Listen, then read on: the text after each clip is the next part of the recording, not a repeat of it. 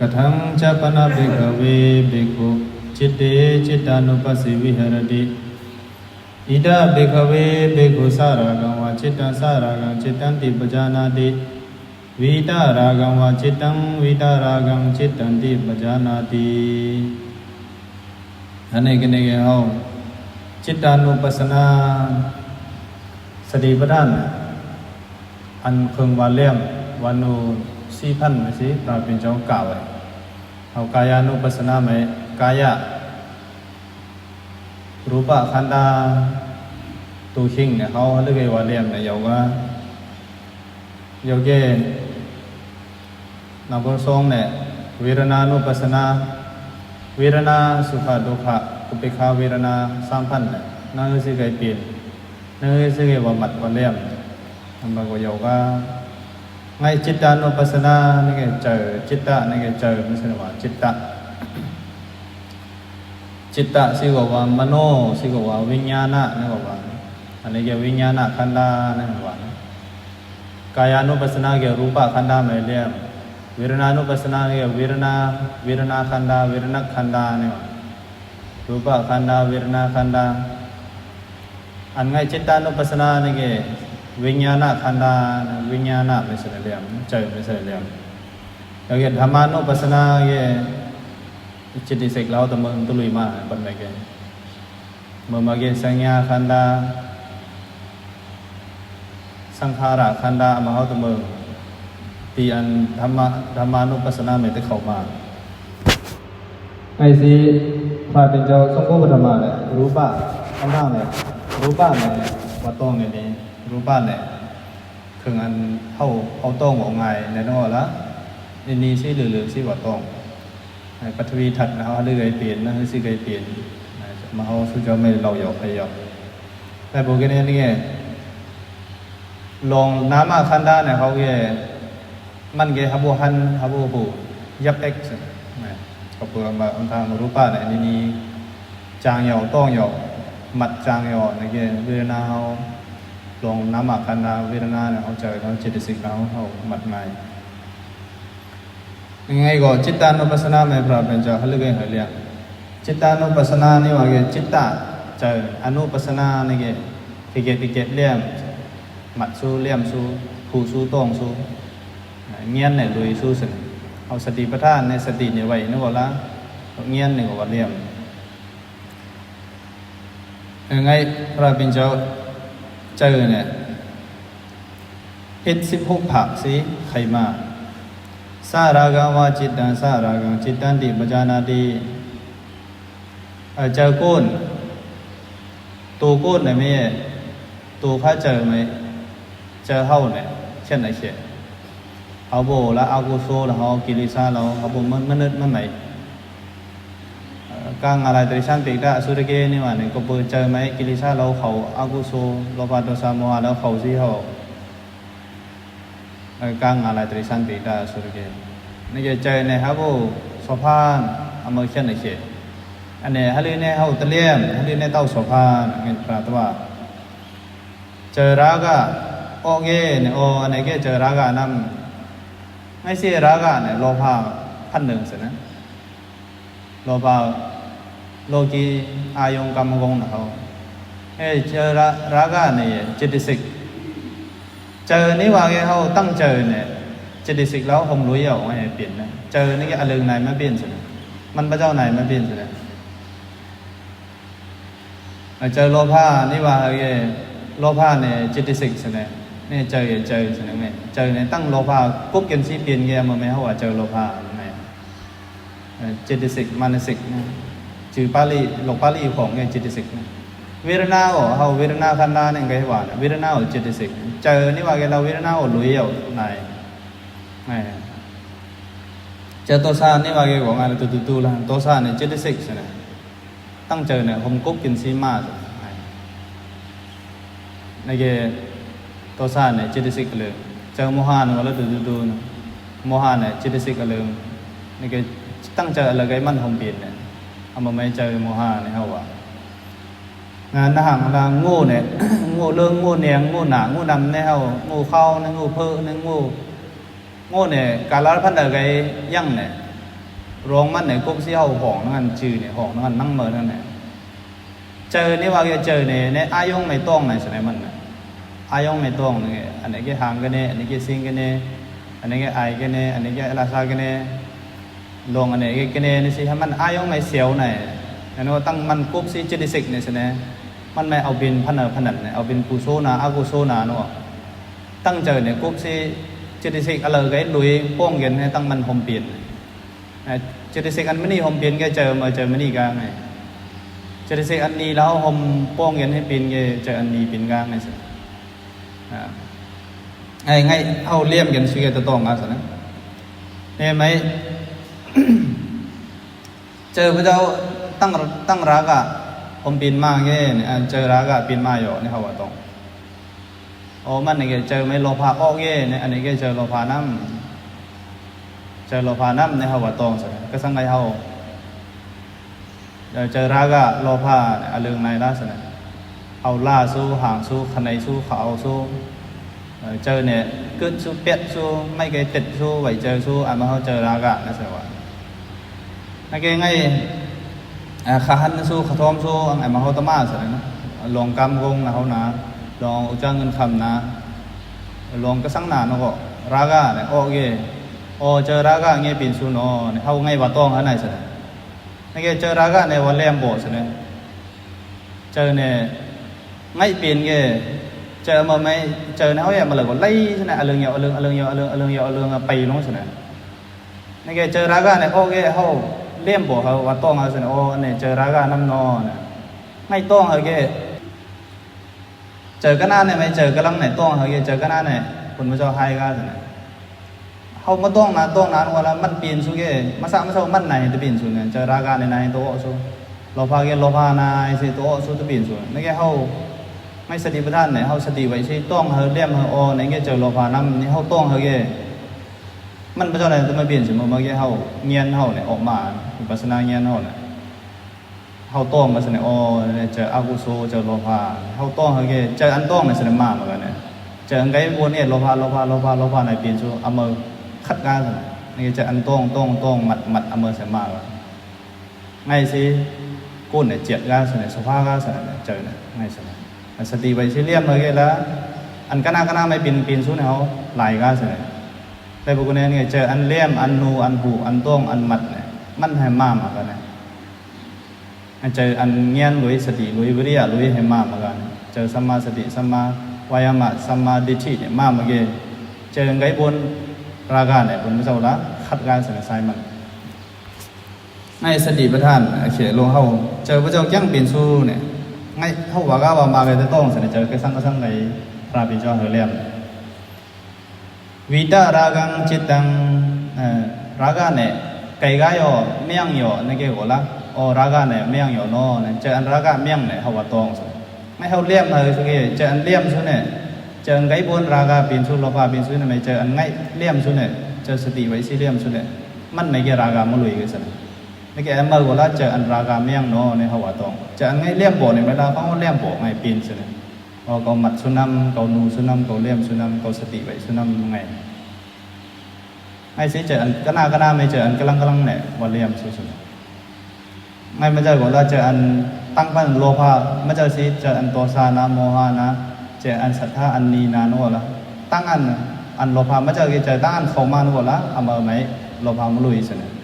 นี่อันนี้ก็จะอันโลภะมาเลยเนาะไงจะอันโลภะเมี่ยงเนาะในเขาบ่ตรงสุดนั่งนั่นสิสัตว์โดสังจิตตังจะอันโทสะผู้นึกโทสะผู้นึกท่ามาโทสะนี่ว่าเกี่ยโทสะโอเคไล่พันสุดเลยมันมึงเจอเพิ่มเจอกระตุกขมังเขาขี้เขาหลุดเขาไหวเขาตายกระฮึดกระท่าอันนี้เขาเจอโทสะเลยเจออันขันข้ามนะเขาเจออันหุ้นตัวซาก็สั่งหนาหน่อยเงี้ยเจอตัวซาเนี่ยเจติสิกเนี่ยนึกว่าแล้วมันตั้งเจอแล้วก็บินเนี่ยมันไม่ให้ซาโดซาจิตตั้งในหัวเจอตัวซาในหัวเจอตัวซาเนี่ยโอ้เราอันนี้ก็เจอตัวซาน้ำเนาะในหัวต้องไหนสิเนี่ยก็ไม่ตัวซาก็เนี่ยตัวสุนัยในหัวอันตัวกำบอลเขามัดมาจางเลี่ยมมาจางเย่อีตัวซาอีกสิ สติเนี่ยไว้สิถ้าขันว่าต้องไหนสิเนี่ยเขานะโลภะโอ้ก็ละอันนี้ก็เจอโลภะน้ำนอเขาว่าต้องอันไหนสิเนี่ยในการก็เนี่ยก็ไม่เจอเนี่ยโตเนี่ยอันนั้นเนี่ยอีมาอีโลภะเอ็กไงจะบินก็ก็ไอ้สิตัวติ๊กน้ำตัวเอาไข่ตัวติ๊กน้ำตัวเอาไข่น้ำเนี่ยก็ก็ไอ้สิอันตัวฮิตกังออกละเนี่ยเขาให้ถ้าขันน้ำมันในเลี่ยมสิว่าต้องอะไรน้ำมันเนี่ยยิ่งเหินกันเจอไปเจ้าไหมไหลในยิ่งเหินกันสิกุนปลาเนี่ยมาเขาไม่เอานี่ไหลเนี่ยวังในยิ่งเหินเอารู้ๆแล้วมันหายกันไอกันไข่กันนั่งอเมริกันเจอก็สั่งอันนี้นะมันนี่นานะว่าแล้วเขาว่าต้มเขาว่าเลี้ยมอะไรสิยิ่งเหินโลเนี่ยมันในหันโยนนี่แล้วมันเนี่ยเอารู้ๆแล้วไปเมียบกันไงปิ่นไงกูโกยสิเขาก็ไม่โลภะไม่เอาโตซาไม่เอาก็มองเงี้ยโตซาเนี่ยไม่พิษเก่านะเขาไม่เบ้าโตซานะในโตซาออกเลยเมื่อไปหันซาในอีโตซาไงพวกอันนี้ก็โตซานั่งเนาะในสติเนี่ยไว้สิเขาว่าเลี้ยมอะไรมันเนี่ยไงสิในสติประธานเนี่ยเขียนลงสิไงเจอในไว้มาจ้างเลี้ยมมาจ้างกี่อะไรกูนั่นโตซาก็ละอีโตซาก็ละอีโตซาเองไงโตซาจะต้องซาก็อีโตซาเองที่กันนี่มันสติจอมนั่งสติประธานสิมันไม่เห็นสติประธานนี่ก็เขาพูดสภาวะธรรมะเก่าไม่เจอของเก่าไม่เจออันนี้จะทุกขาเนี่ยเขาพูดหันในเขาในสิจ่าส่วนไงตัวซาอ้อนว่าละอเมว่าละอันนี้จะทุกขาส่วนง่ายเปลี่ยนเนี่ยนึกว่าเขาอยากเขาจะมันเนี่ยมันสร้างมันเศร้าเปลี่ยนช่วยเขาเขาจะละมันในยังสุรามันน้ำมันจืดมาให้สุราไงเขาอยากเขาจะนะเงี้ยในภาษาเนี่ยมีไปหันเนี่ยในของเราละตัณหามานะดิถีนี่ว่าเนี่ยเจอมานะเนี่ยเจออมสะเนี่ยตัณหาเนี่ยเจออันติดสู้จันสู้ของเก่านะดิถีนี่เก่าน้ำมือเนี่ยสินี่ก็อันนี้เขาก็จิตสิกเนี่ยจิตสิกอันนี้แล้วเขาไม่ปีปลับละก็ตัวซาโอ้ว่าละตัวซาเก่าน้ำมือเนี่ยต้องเข้าใจไม่ใช่เรื่องตัวซาเนี่ยเก่าลาซาเนี่ยต้องเข้าใจไม่ใช่เรื่องเยอะเลยตัวซาสิก็ต้องเข้าอมสะเนี่ยตัวซาก็เลยก็เยอะเนี่ยสู้ไปหันไงอันนี้เขาจิตสิกแล้วจะเนี่ยเปลี่ยนสู้เนี่ยนึกว่าเขาเขาจะเก่าลานำไงเหรอไอ้สิมาซาว่าละอันอากูสู้เปลี่ยนไงอากูสู้ในปีปลับละเปลี่ยนในการในไงสติปัฏฐานเนี่ยอเมริกาเขาเนี่ยคืออันยังเนี่ยฮันลึกยังเนี่ยมันสิครับผมฮันเนี่ยเขาสิจ่าไม่ก็สังว่าเขาตัวเก่าแล้วเขาอันตัวมาลาตัวกันนะเก่าน้ำของเก่าน้ำเนี่ยตั้งน้ำมันน่ะดิจิเนี่ยอันตัวลุยตัวยงเมี่ยงสิเนี่ยเขาสติซาเงี้ยนั่นไหนเสวะตองเนี่ย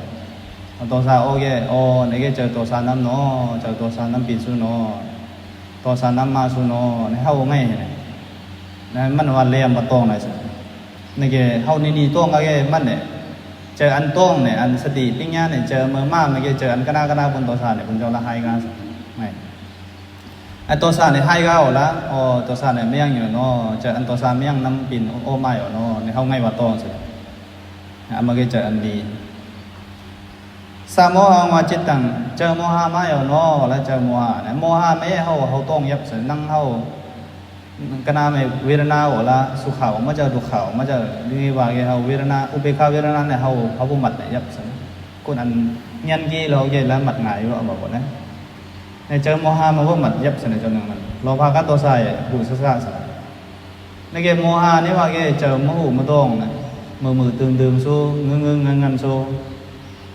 พระเจ้าจังรูเปลี่ยนสู้ว่างสู้สินะนั่งงูไข่นั่นนะเจออันหนึ่งมือนั่นสินะกูสู้กูรู้ปีนสู้กูไม่ต้องเอากูสู้กูรู้ปีนสู้กูไม่ต้องลองอะไรไม่รู้เจอกูจะท่านหนึ่งรู้อ้อสู้กูไม่ต้องไงเจออันสติครับปิ้งย่างมาลุยเจอโมหะแล้วสิไงโลภะอ้อสู้กูโมหะลุยในสิจิตสิกมันไว้ตั้งเจอมาลุยในแล้วสิโมหะนี่ว่าเจออากูสู้เขาเลยยังเนี่ยโมหะแล้วลุยในแล้วฮะเนี่ยก็ปุ่มมือไม่ต้องเนี่ยแล้วทำมันไม่ปีนสู้นะเจอตัวซาอ้อก็แล้วโมหะเนี่ยลุยในมันมาเจ้าตัวซาเนี่ยมันมาเจ้าไม่ต้องสิตัวซาเนี่ยปีนสู้สติแล้วปิ้งย่าเราเมี่ยงไอ้แค่ในตัวซาเนี่ยโอมากาตัวซาเนี่ยปีนซิลื่นเนี่ยจิมซูกาไฮซูกาเนี่ยมันมาต้องสู้สิเนี่ยโมหะเนี่ยนั่นแล้วลุยสุราสิเนี่ยมาเลยก็ละจากอากุซูนี่ว่าเก่งไงโมหะเนี่ยเช่นเดียวเนี่ยนู้นเอามันใส่มันเลยเอาตรงยับเนี่ยก็แล้วเขาขยันหอดแค่เนี่ยตัวซานาโอโลภานาโอนู่นก็อันนี้ก็เจอโมหะน้ำโนในเขาไม่ต้องให้แกเหยาะสิเจอโมหะน้ำปีนซูโนมันจะเลยเข้ามือมันเลยมันมัดสู้มันเลี้ยมสู้มันหนูสู้เกเจอผู้เจ้าไหมในโมหะแล้วจะในเข่าสู้ไหมโมหะเลยรับปีปรับละเข้าไหมเอาไปจานนี่ว่านี่ก็โมหะเนี่ย เขาสติไว้สิเจอพระเจ้าไม่เลี้ยมเขาแก่โมหะเนี่ยเขาไกลกันสิในแก่โอเจออันโมหะเมี่ยงน้ำปิ่นกันเนาะเจออันโมหะเนี่ยเมี่ยงอยู่เนาะไงไงจิตตานุปัสสนาในจืดเนี่ยเจอไหมเขาเลี้ยมสุดในนู้นก็เจอนี่ว่าแกเขาเจอเนี่ยข้าวางมาในเนี่ยในตั้งกบเจตสิกตั้งกบเจตสิกเนี่ยเขาตั้งสังขารขันธ์แล้วเขาจับที่เจอไหมไงมัดสุดโยเก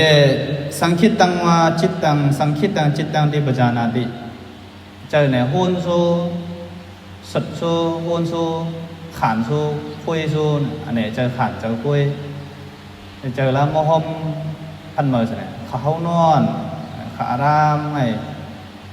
นุ้ยเพียวอารามเนี่ยคำพันเมื่อสิเนี่ยไงก็สังผมมาเจอละขลุ่ยอารามผมมาบูจางสุเกอันนี้ก็เจอขานเจอคุยไงอันนี้สังคิดตังจิตตังเฮานังตรานะขันทั่วมูคือเก้าขปายุไงคือเกี้ยนเขาในบุโรไงพูดสู้สุดสู้ขายขวีขายที่นามิดาในเสนอว่านะลงกุศลไม่มอมเสนอมันลงกุศลไม่ขานเสนอศรัทธามุลุยก็เจอไงสังคิดตาจิตตาในที่นามิดาลุยซิก็เจอขันนังตราไงเฮานอนโนในอเมอเสนอที่นามิดาในเสนอเจออันฮอตใช่ไหมเจออันฮอตใช่ไหมมันเอามาเป็นสังคิดตังจิตตังนี่ว่าไม่เคยเจอในมากที่เขาว่าโตแต่เนี่ยเขาห้องนอนนะมันว่าโอ้สังคิดตังจิตตังเจออันฮอตสู้หุ่นสู้เนี่ยน้อมาสู้ในเขาว่าโตเขาเสนอเขาโตเขาหมัดเขาสู้ยังมันเอามาว่าละให้กันเสนอไงเขาสิจ่าใช่ว่าหมัดว่าโตว่าเลี้ยมอนุปัสนานี่ไงปานหนึ่งในไม่เอาเสนอแล้วกาละมันประจอละนินีสิมาให้เนี่ยนินีสิเลี้ยมสู้ละให้กันมัดเธอไงเลี้ยงวิคิดตังวาจิตตังวิคิดตังจิตตังที่ปัจจานาดิวิคิดตังจิตตังนี่ก็เจอเนี่ยผงบัญชลีวางบัญชลีลีบัญชลีปุ่มบัญชลีนี่สิอันนี้ก็จะอุดจักนี่ว่ามันก็ตีลึงไม่ได้ไม่สนนะกาบัญชลีลีบัญชลีเนี่ยโอ้เฮิร์นโอ้ยี่โอ้ปุ่นอันปุ่นเหยาปั่นเหยาแล้วไม่ตั้งขจรบัญชลีสุดเนี่ยนี่ก็มาพนักกรรมฐานเราเหมือนหุสษะเจอเลยฮะหรือไงลุงพอลุงโมเลี่ยมด่านอนเลี่ยมไหนมันเป็นไงจิ๋มว่านึงสแกนนึงเลี่ยมก่อนนี่ก็จะสู้ลุงพอรู้ว่าจะเลี่ยมเจอออกจัดเนี่ยกายออกวิวเนี่ยในอันนี้เขาวิคิดตั้งจิตตั้งสิเนี่ยให้เจอแล้วเลี้ยวนี่ละอันตัวสามมาล่าสิเนี่ยถ้าขณะสติปัฏฐานนี่ก็ว่าต้องเขาสิเนี่ยโอ้เจอกับเลี้ยวเนาะเจอกับลี้สู้เนาะเจออันลี้น้ำโอสู้เนาะนี่ต้องอะไรละเหี่ยวกันแล้วเขาอันพระเจ้าทกหมัดหมัดกาสู้ไงเขียนลงเสนอว่าต้องเขาไหนเนี่ยต้องเอาสุดยอดละปีนอันไกบุญปีนสุดเนี่ยถ้าเรื่องจิมกันเนี่ยเขาลอยต้องมาเสียอนิจจาเนี่ยถ้าหันมาเขาขลังไกอนิจจาตัวอนันตาเนี่ยว่าเนาะกาลสติเนี่ยแล้วมองเนี่ยเขาวิปัสสนาเงียนอันมันเนี่ยเขาออกมาในราศีมหากดังวาจิตตังมหากรังจิตตังติปัจจานาติอามหากรังวาจิตตังอามหากรังจิตตังติปัจจานาติอันไหนแก่คนปนัยท่านจากคนปนัยฌานเอาสินะรูปฌานอรูปฌานในรูปฌานอรูปฌานเอาในแก่ง่ายเจอง่ายอันง่ายเข้าไม่เปลี่ยนเนี่ยกามาวจระจิตตะในสนวานะเจอลงโลกีอายงกรรมงงมาไหนเขียนอูเนี่ยเจอมาเขาเสียเขามีเขียนนำนะเฮเจอกามาจิตตะเนี่ยมือเขาในฌานในแก่เขาเลี่ยมเสียในกุนถ้าเขาชานเนี่ยเนี่ยชานสมาปันเนี่ยถ้าเขาอยู่ในเกก็น่าเขาเอามาไม่ก็น่าไม่อ้ำให้ก็ได้เจอใบเมียดเจอใบอ้ำเสนอเนี่ยเลเวลใบทรงนี่เสนอว่าในเกก็ในชานเนี่ยเขาก็แค่เจอเนี่ยทรงง่ายอยู่มันตรงสุดเนี่ยไงบนไงเจอเนี่ยใบเมียดใบทรงไงชานไม่มาแกเจอเนี่ยไม้กระดาษเจอเนี่ยขันง่ายอยู่ทรงง่ายอยู่ในอันไหนแกเลเวลชานปันในเราเสนอเขาเรียมนะเขาเออันนี้อันตัวเรียมมาล่าเสนอเขาเห็นนะในชั้นของใบในเกศนะเนี่ยเขาใกล้ในชั้นเกเลี่ยมเดียวสาอุตรังวาจิตตังสาอุตระเนี่ยก็แล้วเขาจะเจ้าในชั้นมันในเมียดซาอัมซาเจอเนี่ยมาเลยในเข้าไม่เกอะไรในเป็นเจอกามาวจระในสนว่าเนี่ยจืดนะบอกไปเจอโลภะโทสะโมหะไกเจอลงกุโซก็แล้วเจอกามากุโซในยังสนะไอ้เกเจอไงสัทธาเจตนาวิริยะสติสมาธิแล้วก็แล้วกามามันในการมันในชั้นให้การมันในชานการมันในหมาโพแล้วเขาแก่ก็เจอการมามันในแสดงเขาอูจู hạnมันsẽ đấy chỉ này và đấy bây giờ ngay chờ ăn miệt xa này sao rằng chờ mắt này âm xa yang năm này chờ ngay kamawachara âm xa này là cái chờ rupa chan arupa chan nào này chờ lokutra này hậu dorgar miang sẽ này vipassana to liền vipassana này là cái chờ loki này sẽ này hậu liền chờ lokutra này là cái chờ matara putra mà hậu này hậu cái này mua mặt này cái mặt của la mới biến sẽ này mắt này cái hậu mặt mới biếnพระเจ้าละมาตราพุทธราในนึกว่าละอันตรการอันว่ามัดมาลาให้กันแน่เนี่ยโลภะโทสะโมหะแล้วมาตราพุทธราไม่เมี่ยงสินะอันนี้บ้านไม่เมี่ยงสินะข้างก็มันสังสนาไม่เข้าไม่เต้าปั้นสู้เต้าตุกขาสู้มันเจออะไรมันไม่เข้าอันตัวนูสู้เลี้ยมสู้ตรการเมี่ยงขันเลี้ยมโมละเข้าเลี้ยมไม่เป็นอันนี้ก็มาเขาเจ้าพวกเขาสมาบัติฮะหลวงพระเจ้าคณะเงี้ยพระเจ้าเนี่ยแล้วพูดตราเนี่ยไม่เลี่ยมกี่เลี่ยมเอาไหนใครไหนนี่บ้านไม่เลี่ยมกี่เลี่ยมใครไหนนี่ก็วิปัสสนาให้สติไว้สิเขาอันนี้จะทุกขาเนี่ยนะเจอโลกีแล้วไงขันธ์มหาปาในบ้านเจอโลกีอุปาอะไรไม่แก่เขาเจอเขาติดสู้โลภะเนี่ยยังสู้ดิทีมานาเนี่ยยังสู้เอามือไม่ใช่เขากีเขาเลี่ยมสู้พอเปิดมาเจอมาตราพูดตราเนี่ยเขาในบ้านตราแล้วเขาวิปัสสนาเห็นไม่บินเอามืออันนั้นเนี่ยแก่เนี่ยมันจะโนริสนะyoke samahidang cittang asamahidang cittang chane nem su gai ma nem su gai chane samadhi ne nem hai hau nang tara am se khanika samadhi yoi le khanika samadhi si hau nem su ge o cha go ne nem su no hau tong sa hai wa mat ha liam ha chane king ne kin nem su nam ngai hau thom tara no la chane nem si thom su ge o cha go ne nem su nam hau wa pi sa hai ma ja si man mai chane pung la su ge o cha ne li su namเขาว่าต้องเขาไหนสินะไม่ต้องในนีจางเกโลภะโทสะมะเขาสินะโอเควิมุตตังจิตตังอวิมุตตังจิตตังจะในกิเลสไม่หลอดกายหลอกกิเลสหลอดกายหลอกกิเลสไม่หลอดนะไงวิมุตตาจิตตังหลอกกิเลสหลอดกายเขาไอ้ชิงลึงไม่หลอดไงไอ้ชิงท่อมตรามเขาเจอกิเลสไม่ยังสูนะเจอโลภะโทสะมะเขาสูเกกิเลสหลอดสู้สินะไอ้เจอในแก่หลบกิเลสหลอดฉะนั้นกิเลสยังโลภะโทสะโมหะมานะเขาลอยยังอวิมุตตะนี่แกเจอกิเลสใบหลอดนะมือเขาเป็นโลภะโทสะโมหะแล้วเขาหมัดไปเจออ๋อกิเลสเราใบหลอดเนาะเจอมันกิเลสเราคนกันเข้ากันซิอู้กันสู้ยังไงไม่เขาหมัดไปเจออันหลอดในเวลากิเลสพันยังสินะหลอกชานหลอดก็เอาหั่งสิกิเลสไม่หลอดก็เอามวลมาตราพุทธราแกละมันละเงาเนี่ยละเตะไปสิหลอดก็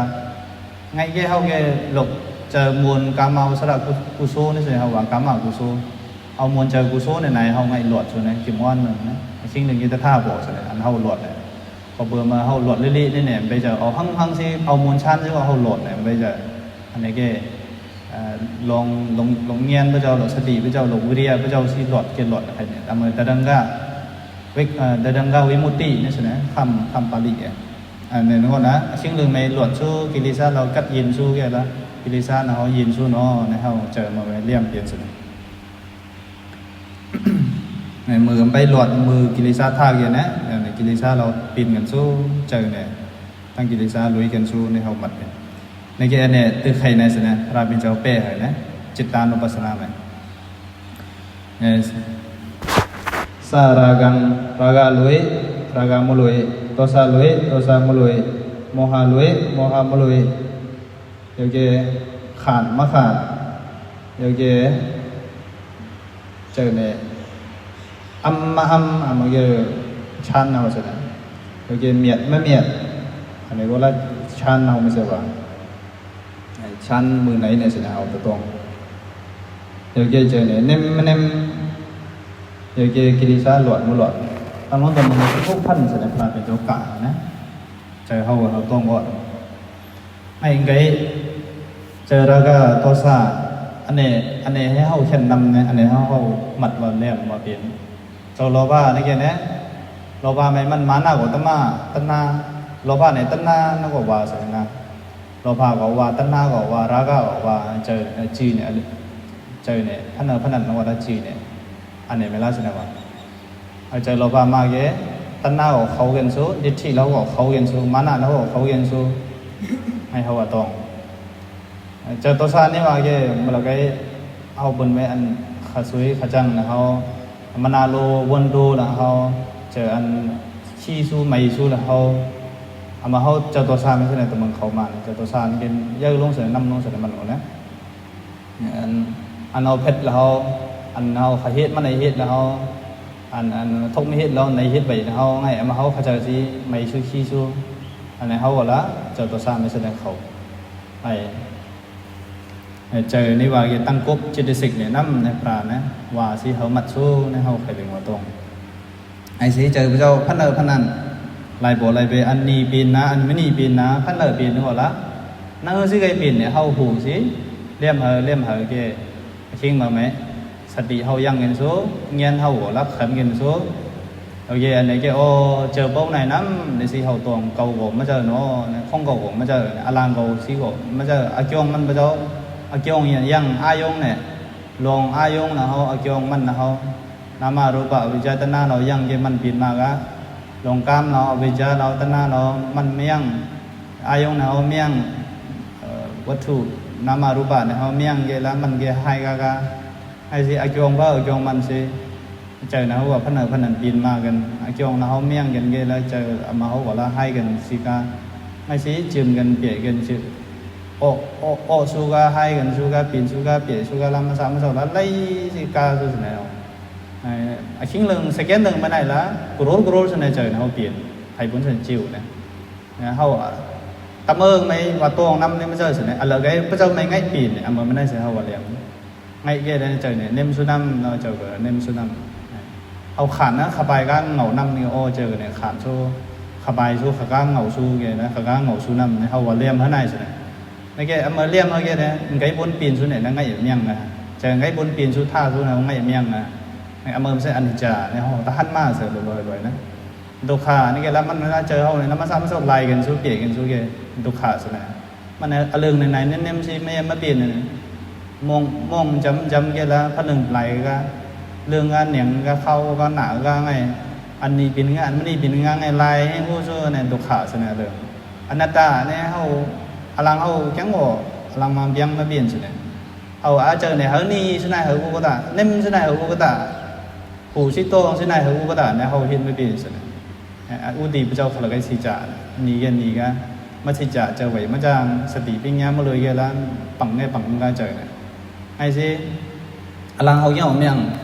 อาจงเพออาจงมันสิเปลี่ยนกันนะจึงกันเปลี่ยนกันโอ้กันให้กันสู้กันยังไงอันเนี่ยลองสภาวะธรรมะโอ้เจอเจอเป้าไหนน้ำเนาะในเจอเนี่ยไม่เจอเก่าผมไม่เจอเนี่ยเก่าซิผมไม่เจอห้องเก่าซิผมไม่เจอเนาะเนี่ยอันเต็ดสู้ไหวสู้เนี่ยเต็ดสู้จันสู้เนี่ยเอามาก่อนละที่ให้กันไอ้สิโลกิริสาตัณหามานะเนี่ยเขาลอยเอาเจ้าตัวสภาวะตัวเจ็ดกันอามาไม่พระเป็นเจ้าว่าในสติปัจจุปัจจิตาในสติเนี่ยคืองานญาณมัตตายะปฏิสติมัตตายะอีหูอีเลี่ยมอีต้องวะละเงี้ยเนี่ยละอีหูก็อีเลี่ยมอีมัดอีต้องเงี้ยละเงี้ยเนี่ยอีกีกาสติเขาอียำกาอีมัดปินกากระสังก็เก่าสีน้ำของเก่าสีน้ำในสีก็ได้เจอพระเจ้าแม่เขามาไหวสิปล่อยฮอดตะบินมาเจอว่าเจอเป้าไหนนะมันปีนชิงมันทบปีนไอ้เกี่ยวมันยังเงี้ยละปีนมาก็ให้กันในไข่ในเขาหมัดจังกะน่าจะกินจีโลกิอุปาดีที่ขั้นได้เลยมันก็ละเอาตนามานาดิทิเนี่ยเขามาจันไปเขาปล่อยปีนย่อนี่เกี่ยเนี่ยเจอเนี่ยนะกำลังไม่เกี่ยเขาหลอดก้าใส่ในหลอดกิริสาเนี่ยนะเราเอาวิจารตนาหลอดก้าใส่เจอเขาไงกีกาไงปัสนาเงียนเนี่ยอนิจจทุกขัเนี่ยหันงานไงสิจิตตานุปัสสิวิหรตินั่นไงสิจะเพื่อจะมันเขานูกันเลี่ยมกันว่าจังน้ำเนี่ยพระเป็นเจ้าวาสิเขาตือใครไม่ได้เขาลองจิตตานุปัสสนาเนี่ยเขาเจอเขาเลยเกี่ยวกับเลี่ยมเนี่ยสดมาโยนะฮะปุริกามิตรกาตามองตามเมืองอันนี้ไอเชลงเขาเจ้าพระเจ้าเขาบูเจ็ดเขาบูเมียเจ้าพระเจ้าเขาบูสภากิริสาท่านน่าเขาบูไก่นี่ว่าแกเจ้าพระเจ้าแม่วันนูห้องพ่อห้องมันเจอย่างโอซูอันนี้นะมันนี่นะนูสิละวัดต้องไว้ไงอ๋อเนี่ยเกณฑ์เนี่ยน้ำเนี่ยเกณฑ์นั่นเกณฑ์นั่นน้ำเนี่ยเอาวัดต้องไว้ไงเกณฑ์แล้วคนพระเจ้าละอันไม่นี่ก็ละรู้ละตะไกกาตะมังกาน้ำนี่สิ มัจฉิมบะมันหันในสิจากันกตาอภิวารณาสิลิสานิจังวุดาปัจจายโนจัตตารโรธรรมวดันติอายุวโนสุขังบาลัง